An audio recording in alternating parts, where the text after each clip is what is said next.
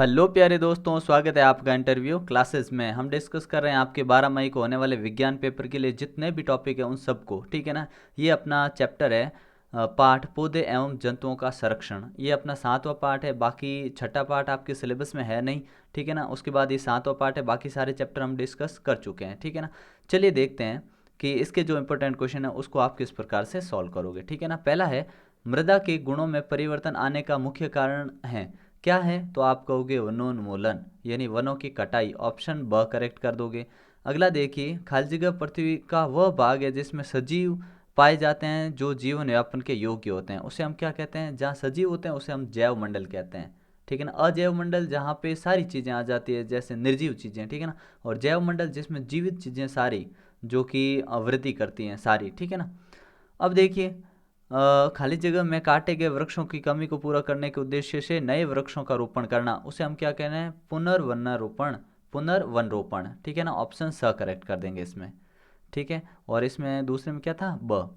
फिर अगला देखिए, दावानल और भीषण सूखा भी वनोन्मूलन के कुछ खाली जगह कारण है। क्या कारण है? ये प्राकृतिक कारण है। कौन सा? दावानल, यानी आग लग गई, भीषण सूखा पड़ गया, तो ये प्राकृतिक कारण है वनों उन्मूलन के, ठीक है ना। अगला देखिए, भूमि पर खाली जगह की कमी होने से मृदा अपरदन अधिक होता है। किसकी कमी से? वृक्षों की कमी ज़्यादा है तो वनोन्मूलन, क्या कहते हैं, मृदा अपरदन ज़्यादा हो जाता है, क्योंकि वृक्ष नहीं है तो ज़मीन पे जो मिट्टी होती है उसको रोकने वाला कोई नहीं होता है, वो हवा के साथ बह के आगे चली जाती है।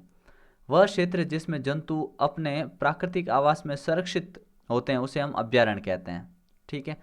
अगला देखिए, कृषि क्षेत्र विशेष में पाए जाने वाले स्पीसीज को हम कैसे हैं, क्या कहते हैं? विशेष क्षेत्रीय स्पीसीज, ठीक है। अगला प्रश्न है अपना, प्रवासी पक्षी सुदूर क्षेत्रों से जलवायु परिवर्तन के कारण पलायन करते हैं।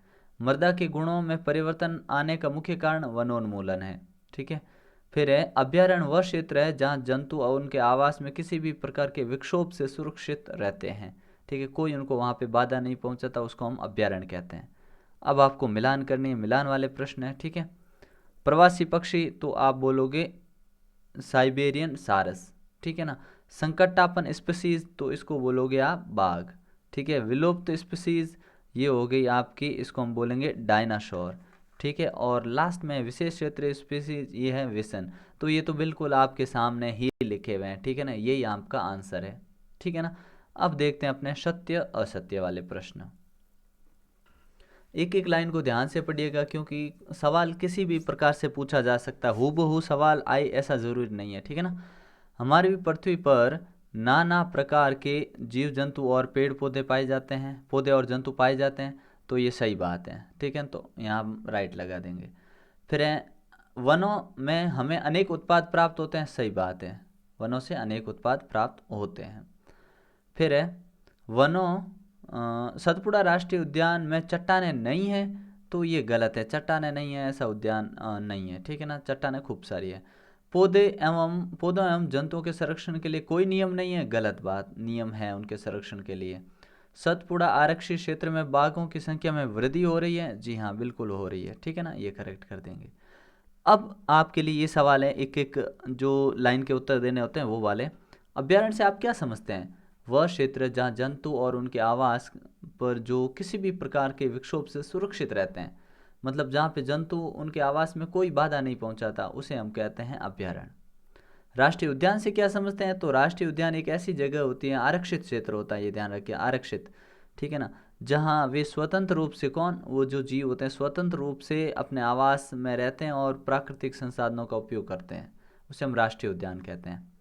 स्पीसीज से क्या आशय है, क्या समझते हैं आप? तो ऐसा समूह जो एक दूसरे से अंतर्जनन करने में सक्षम हो, जो आपस में जनन करके अपनी जैसे संतति उत्पन्न करते हो, उसे हम स्पीसीज कहते हैं, ठीक है ना। संकटापन जंतु किन्हें कहते हैं? तो संकटापन जंतु आप किन्हें कहोगे? तो ऐसे जंतु जिनकी संख्या एक निर्धारित स्तर से कम होती जा रही है और वे विलुप्त हो सकते हैं, उन्हें हम संकटापन जंतु कहेंगे, ठीक है। धीरे धीरे वो नष्ट हो जाएंगे। 4 संकटापन जंतु के नाम पूछे आपसे तो देखो, सफ़ेद हाथी हो गया, शेर हो गया, जंगली भैंसा और बारहसिंगा, ये संकटापन है, इन पे संकट है, जल्दी नष्ट हो जाएंगे ऐसा, ठीक है ना। अगला है, भारत वन संरक्षण अधिनियम का उद्देश्य क्या है? तो आपको बताना है कि ये जो बना है ना भारत वन संरक्षण अधिनियम, ये किस मेन पर्पज या उद्देश्य से बनाया गया, तो आप बोलोगे ये प्राकृतिक वनों का परिरक्षण एवं संरक्षण के लिए बनाया गया है। ठीक है, तो मिलते हैं नेक्स्ट पार्ट में, तब तक के लिए गुड बाय, जय हिंद, जय भारत।